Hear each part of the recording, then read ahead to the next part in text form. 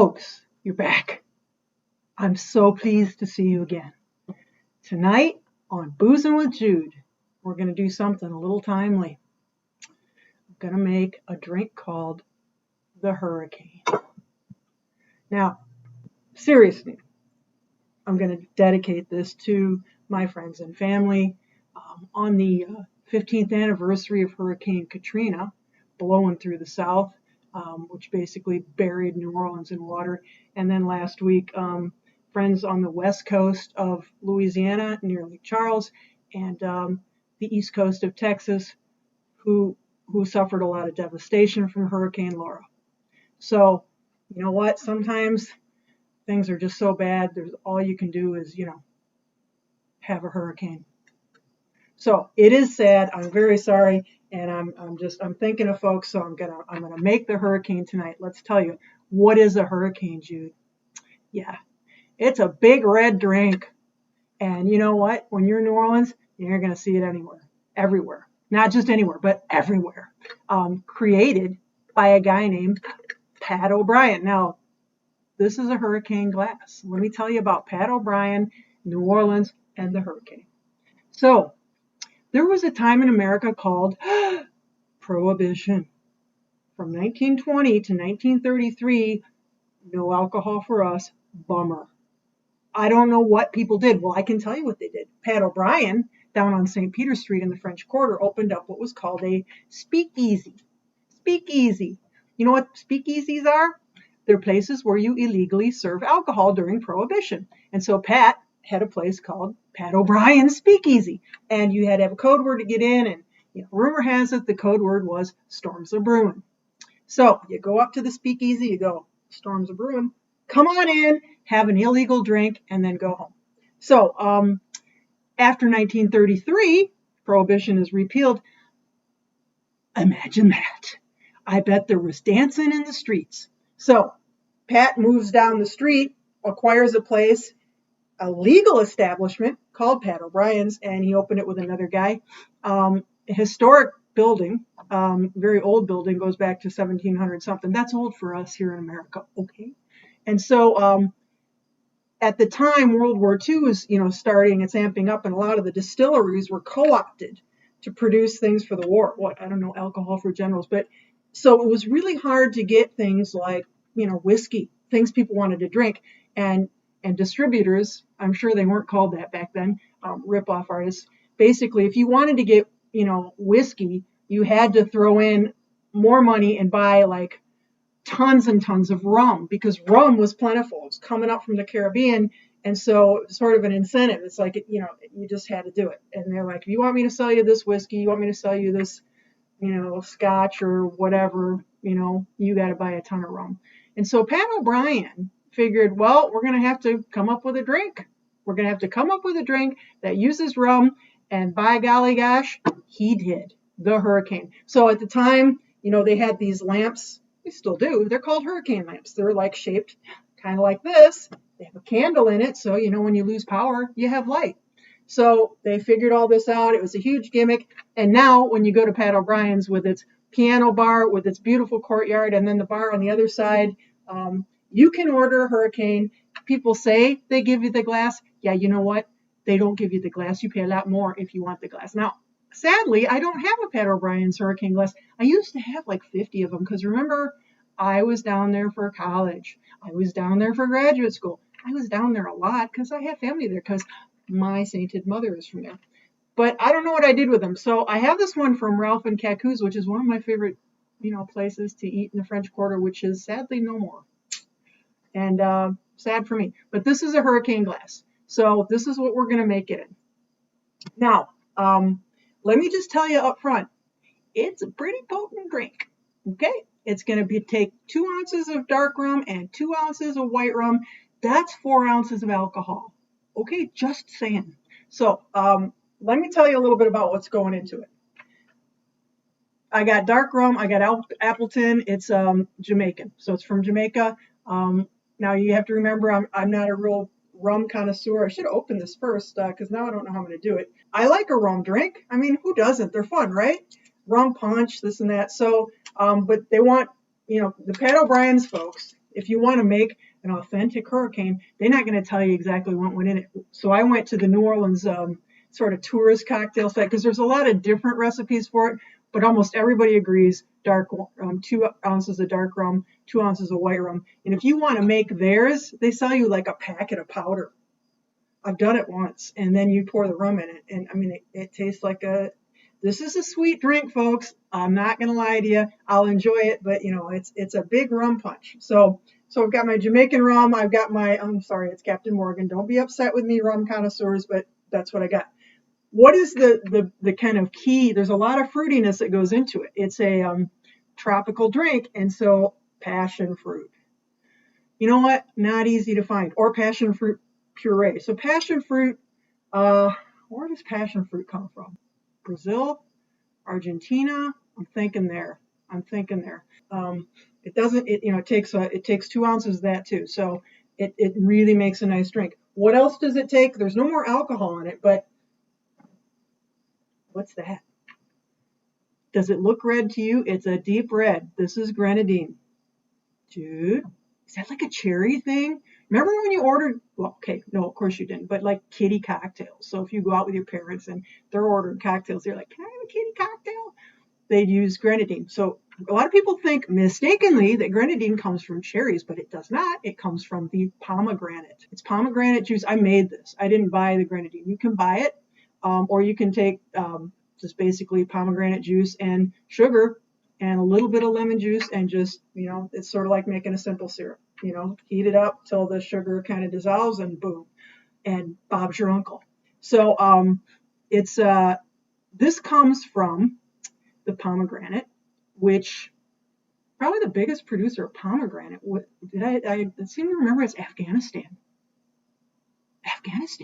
So pomegranates are great. Spain also produces a lot of them. If you guys know your history, Catherine of Aragon, the first wife of Henry VIII, where she's buried in which cathedral? Boy, I've been to it. Okay, well, I don't remember, but on her tombstone, a lot of times you'll see, like in the church, you'll see like pomegranates there because, Spain, pomegranates, blah, blah, blah.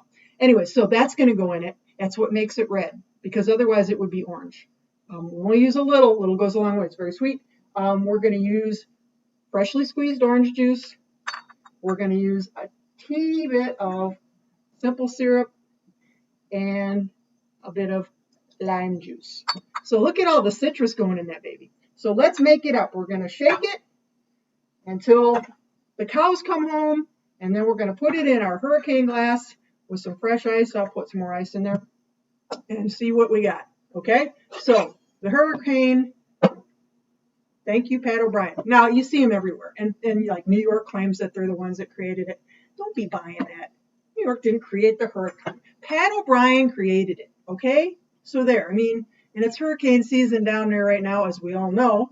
So, keep those folks in your thoughts. It's when I was going to university down there one semester, it was obviously in August, we had 3 hurricanes in a row.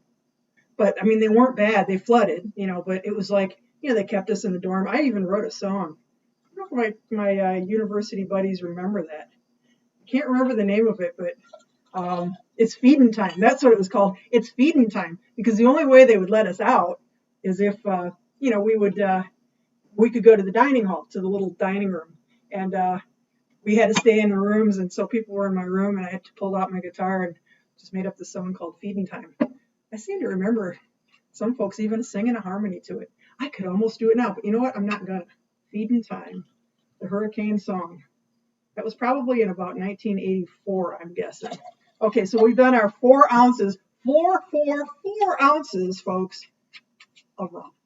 Okay, so I've done my 2 ounces of rums. Now I'm doing 2 ounces of passion fruit. You know what? I'm gonna give it a little shake. Passion fruit. It's pretty thick. By the way, I'm guessing this is a pretty caloric drink too. So, if you're on a diet, I wouldn't be ordering this one.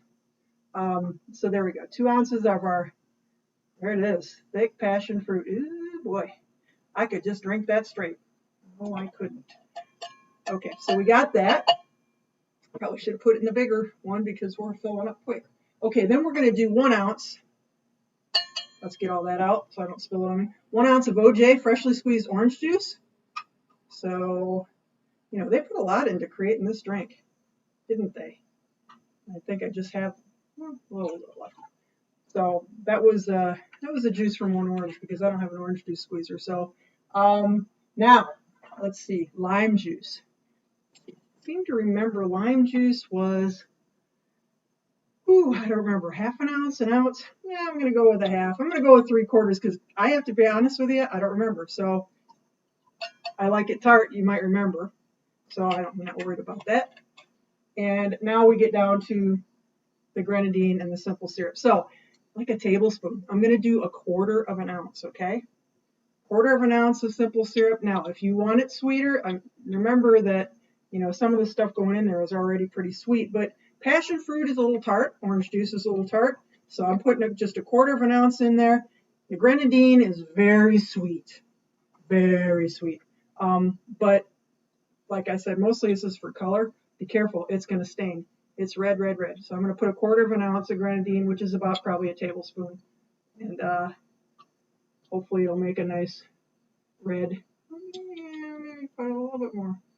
Anyways, kitty cocktails. Remember the kitty cocktail? We thought we were so cool.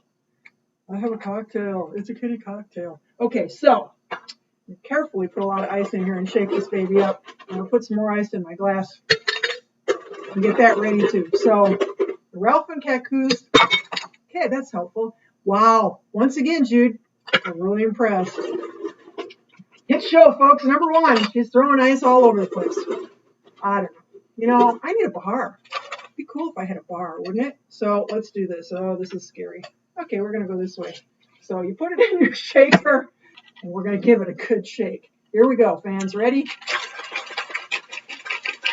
And if that red gets on you, well, you might as well just throw it away unless you have a red shirt. I don't think pomegranate comes out. You ever had one? They're really good. Kind of a pain in the butt to eat, though. I've never had a passion fruit. I never saw a passion fruit.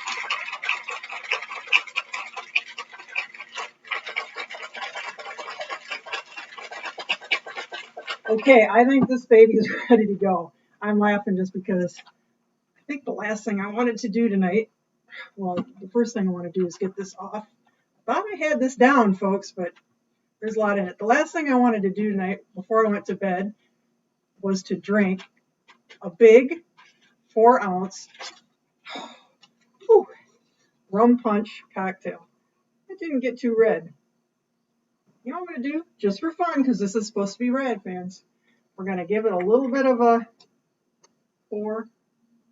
Just a little. Hopefully that'll help it out. It's like food coloring. Okay, so here we go. I'm going to strain it in, and we're going to drink it. So yeah, it's kind of orangish. So the red is supposed to, yeah. Well, okay, I'll be honest with you. It should be red. But if you see, you know, the ones online, a lot of them are orange. So I think the key is you just put in more of that grenadine syrup. And then I'm going to take an orange and a cherry, and we're going to garnish it. So folks, here we go. I'm going to toast my pals down there who have to suffer hurricane season every year. And I'm sad about Hurricane Laura and the devastation there. And obviously we all still remember Katrina. A lot of my family's homes were, you know, destroyed. So, but New Orleans also has great times. Laissez les bon temps rouler. Let the good times roll, fans, and salute.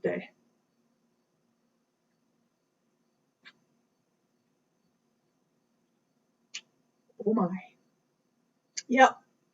That's like being at Pat O'Brien's. So until next time, folks, stay safe. Hopefully no hurricanes come your way, except these kind. And we'll catch you next time on Boozin' with Jude. Have a good night. It happened one fine day down in Old Orleans. It was the strangest thing those folks ever seen. And if you've ever been there, you know that's a feat. You'd think they'd seen it all down on Old Bourbon Street. But then out of the blue, there's an escapee from the zoo. From his his habitat, D on a bond. He hopped the closest street car to the Cafe du Monde. Down at the old French market he was trying to